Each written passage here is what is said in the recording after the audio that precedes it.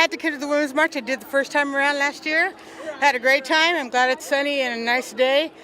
Made for a rally, huh? It sure is. Government's out of control. The government is totally out of control.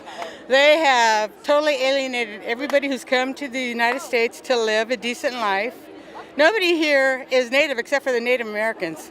So you know what? I need to be able to support not only the Women's March, but immigrants and everybody in between.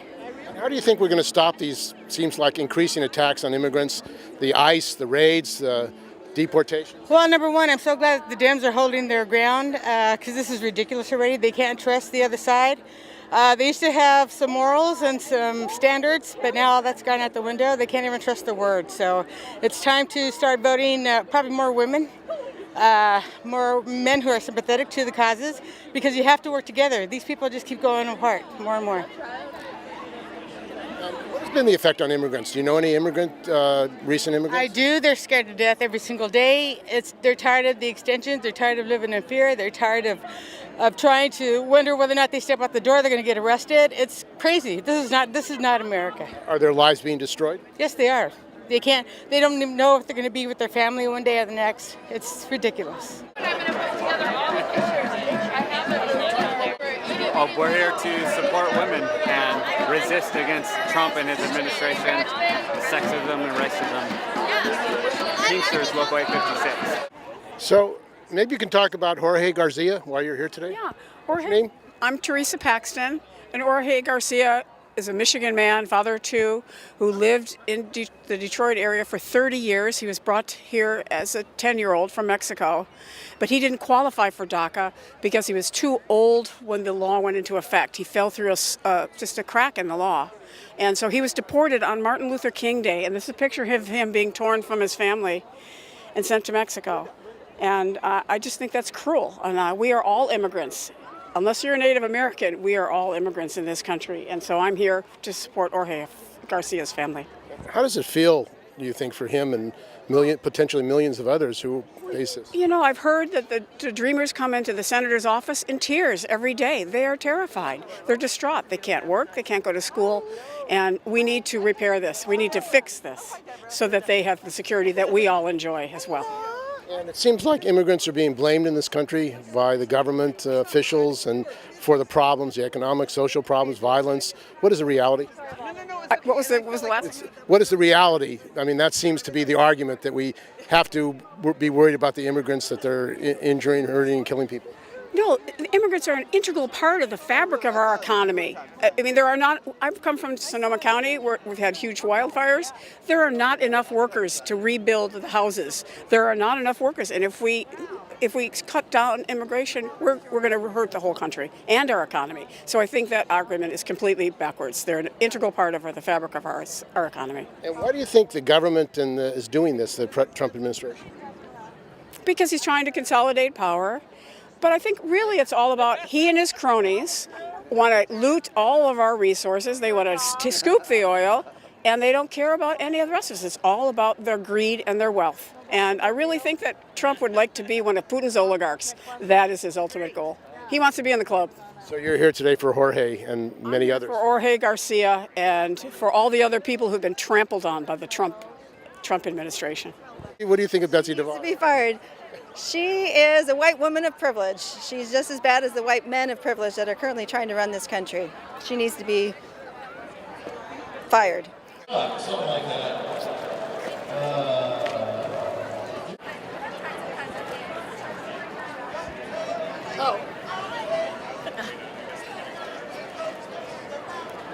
So can you talk about the sign? Sure. What's your name? My name's Gail. So I'm making this sign because of the comments that our so-called president made regarding Africa and other nations, including South America, that I believe were racist in nature. My husband pays taxes. He pays the president's salary, and he needs to be careful about what he says. It seems like there are a lot of immigrants he's attacking in the United States. Yes. That seems a common theme with him, yes. A lot of immigrants who are paying his salary, so he needs to be careful. And what do you think people in this country should do about these attacks? They're trying to increase the rates on immigrants, the DACA. They say that they're not going to really, let them stay in this country, negotiate to increase the wall, more borders. I think he needs to consider what they are contributing to our nation, and then we are a nation of immigrants.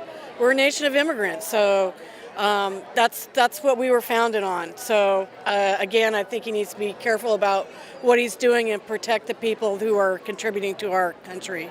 What does your husband think about what's happening in this country politically? He tries not to be political, to be honest with you, which is difficult. He's very proud of me being here today and appreciated the words I put on the sign. But, I think he looks at it as the U.S. Is becoming less prominent in the world based on, the comments and actions of our current president. Are you a member of UESF? I am, yeah. You talk about how teachers are being affected by Trump and his administration, and immigrant kids. Yeah. What's your name? My name is Alice Peterkoff. I teach at Washington High School, and a lot of our students are immigrants or have families and family members and loved ones who are, and so it affects us because we have to figure out how to support those students in this really terrifying time for a lot of them. How does a student try to focus on learning when they're worried about their parent being deported? Yeah, it's been really tough.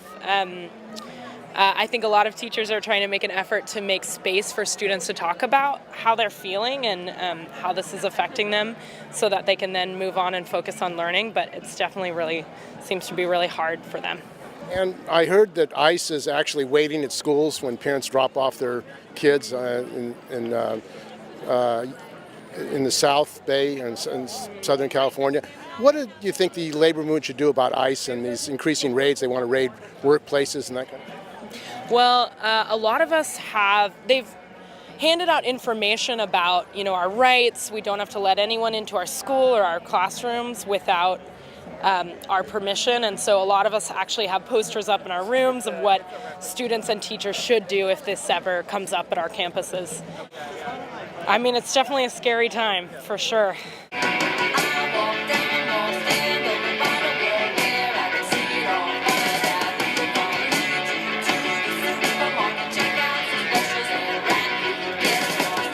Rudy Gonzalez, Teamsters 856, co-chair of the San Francisco Labor Council's Resistance and Action Committee.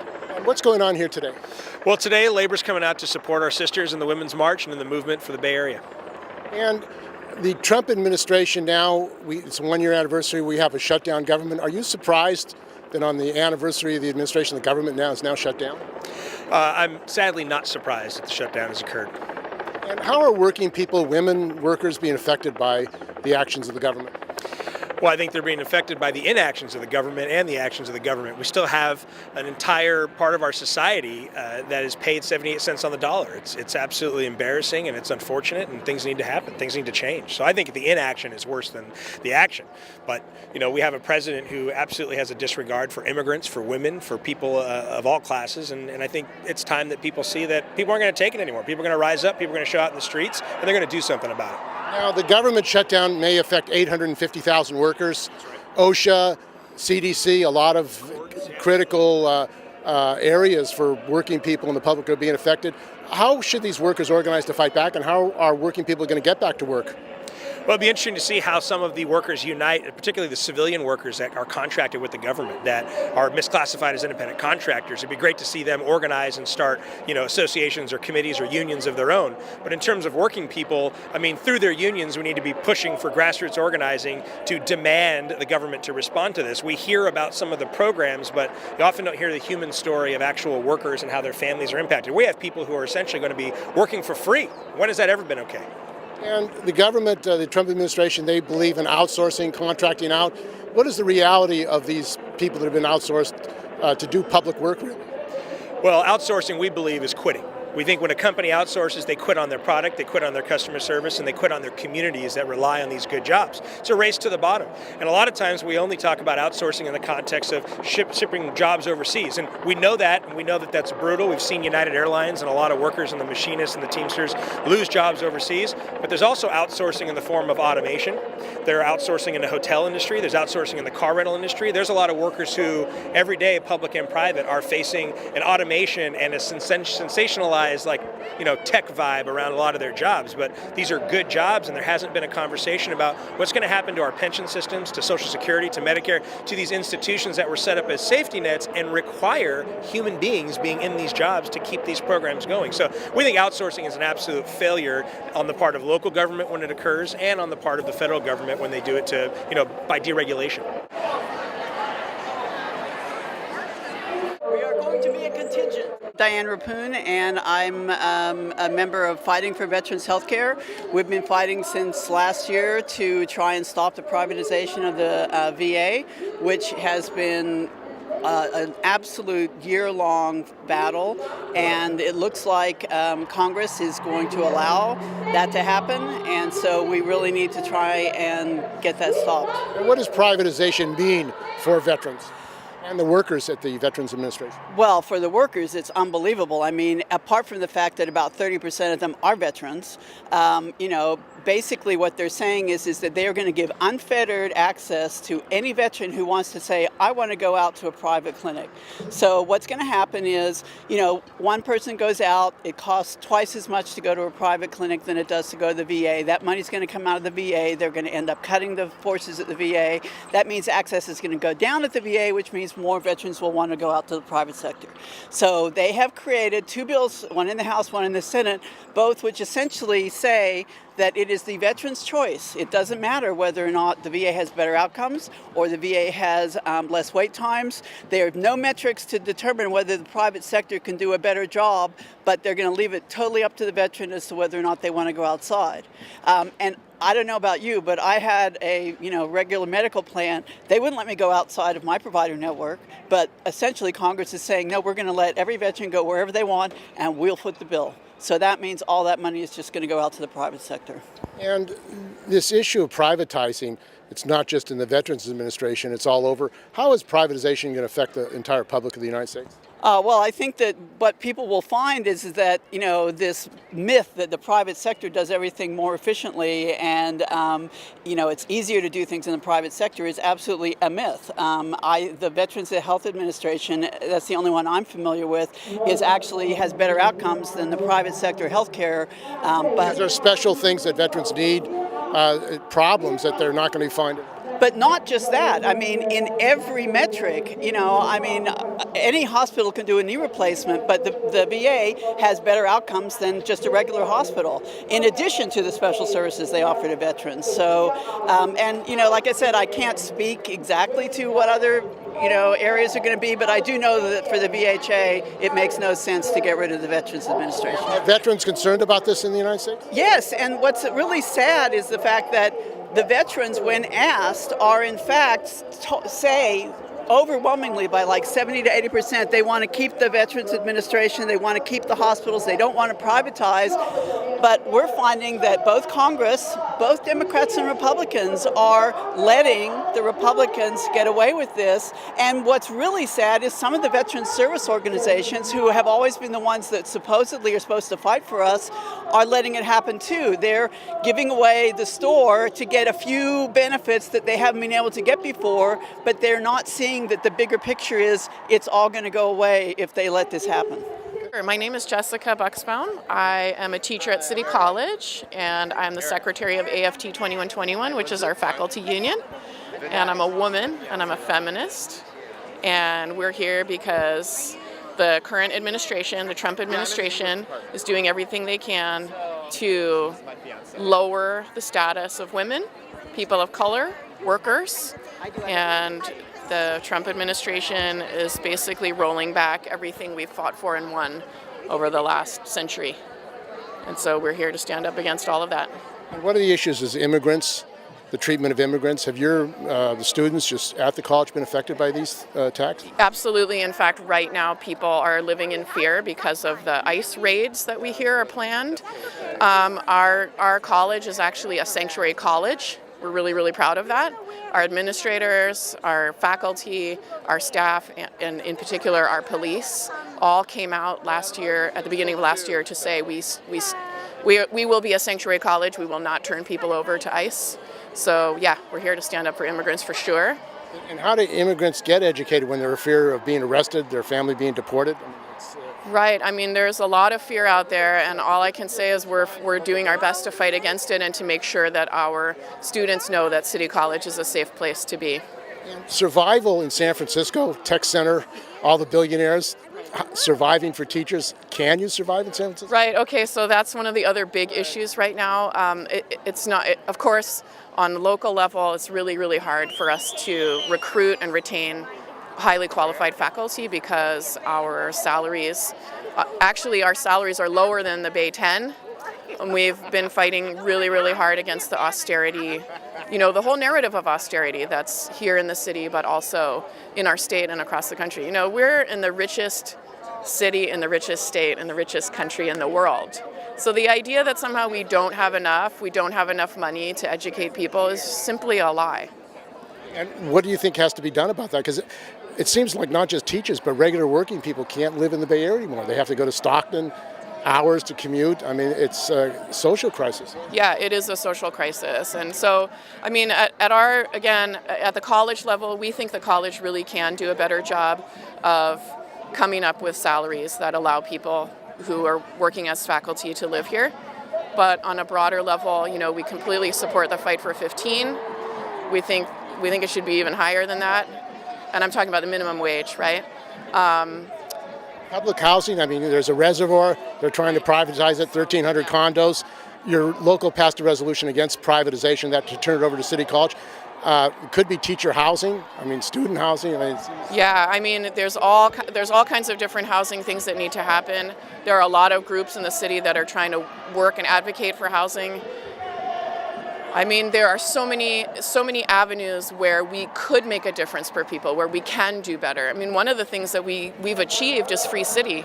So, City College is now free for any San Francisco resident to go to college for free, which is huge. And you can see the ripples of that out across California. California is working now on making college free. It used to be free in California. Indeed. Until the 80s, it was free. So we want to go back to that. So you have this, science is not a liberal conspiracy. What does that mean? It just means that, there's not science doesn't have politics behind it. Science just answers questions of nature. And, when people try to politicize science, it makes no sense. Are you a scientist? I am a scientist. What kind of science? I work in vaccines. And the government, did you ever think it would be having to have a march for science? Never. Absolutely never.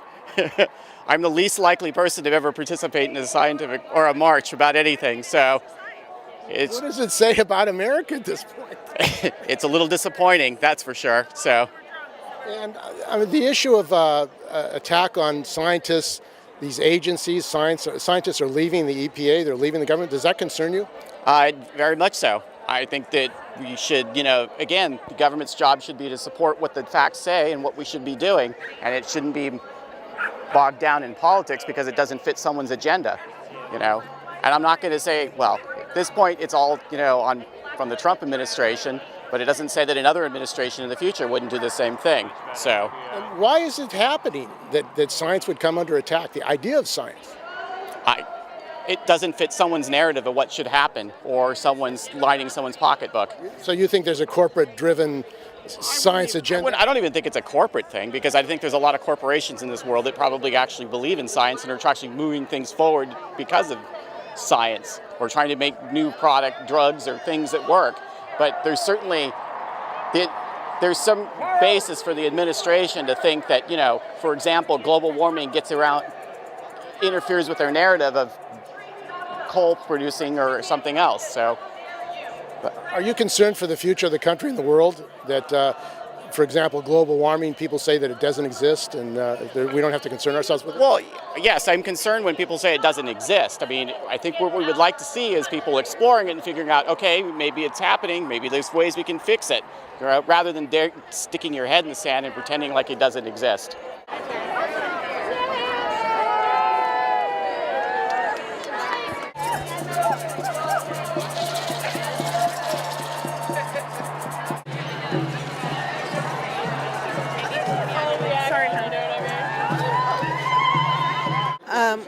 We're here here to stand up. What's your name? Teresa. We're here to stand up for Indigenous women's rights, and we're here as resistance to Trump and the Republican Party for dismantling services and benefits to people who are underserved. We're here to stand up as Native people to support DACA.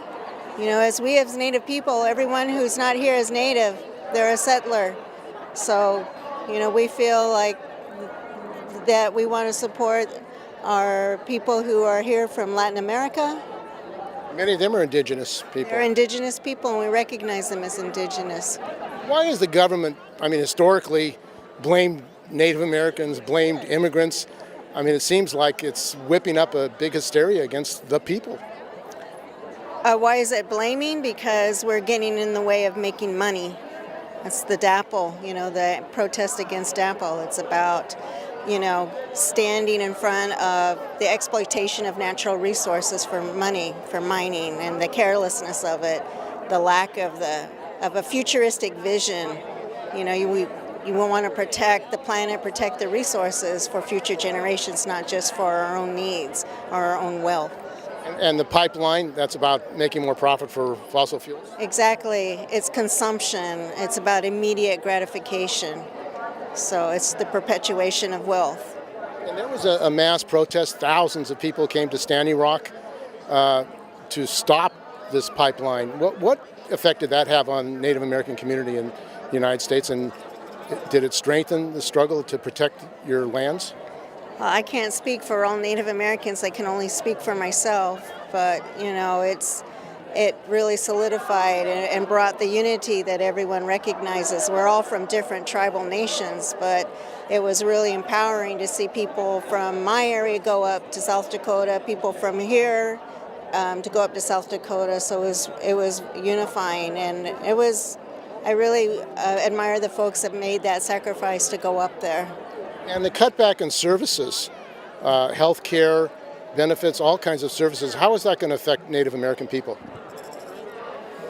Well, I'm not an expert on Indian health services, but, once you start to break away the structure of benefits and services for anyone, it's going to impact Indian health. Cuts. The fact that the budget is being cut so drastically, the money's going to have to be shuffled over from someplace else. So the billionaires can get more money. Right. So Indian Health Services is already grossly underfunded, and so how is that? How does that affect the community, the Native American community? Well, you don't get the kind of services that you need. Not all the clinics have hearing specialists or the specialty. So sometimes you have to travel to clinics outside your area because you need to see an ophthalmologist. So it's not supported enough. And so anyway, cuts from social services only means it's going to be greater cuts. So what happens to Native people is going to happen to everyone else, and I think that's what we're seeing.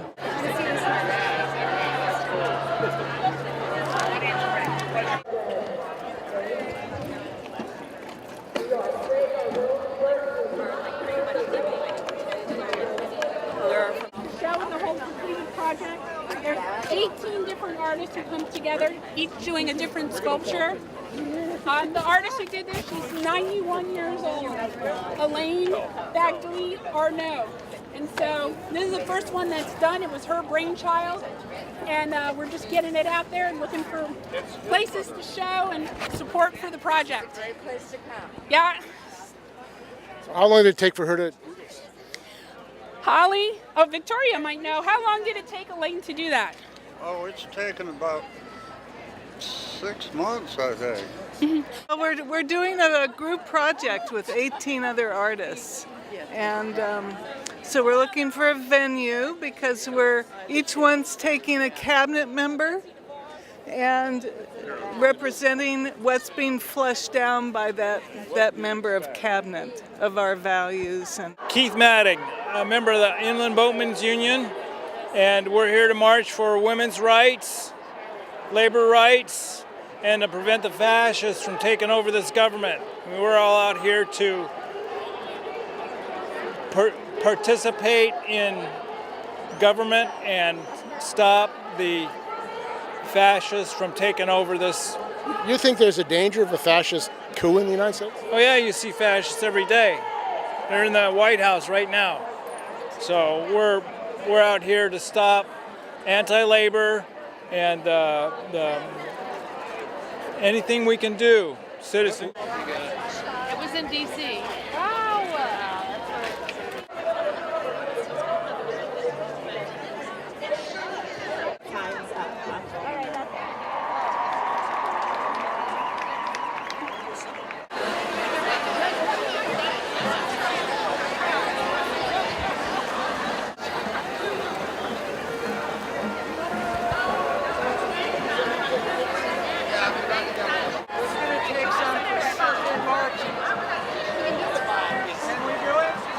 We can do it.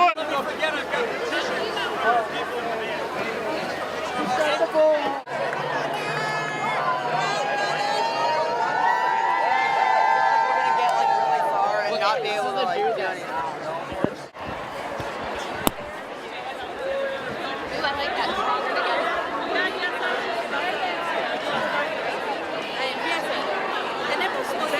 Oh, Devin Barnes. I'm here for every single Me Too, everybody who marched for me, everybody who enabled me to be here today, to continue fighting for the rights that we should already have, but that we desperately need. And the government, the Trump administration, is attacking a lot of people, immigrants, African Americans, gays and lesbians. Are you concerned that this is really going to destroy the gains that have been made by people in this country, minorities and all people? I mean,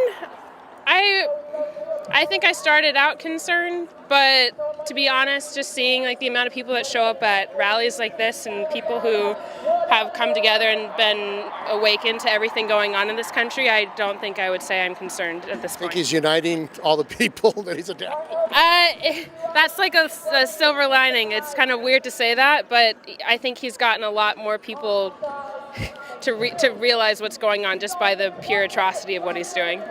What's going to end this? Coming to things like this, coming to events like this and calling your senators and making your voice heard and having conversations with people that don't understand you and are against you, just to kind of understand where that's coming from and to try to teach.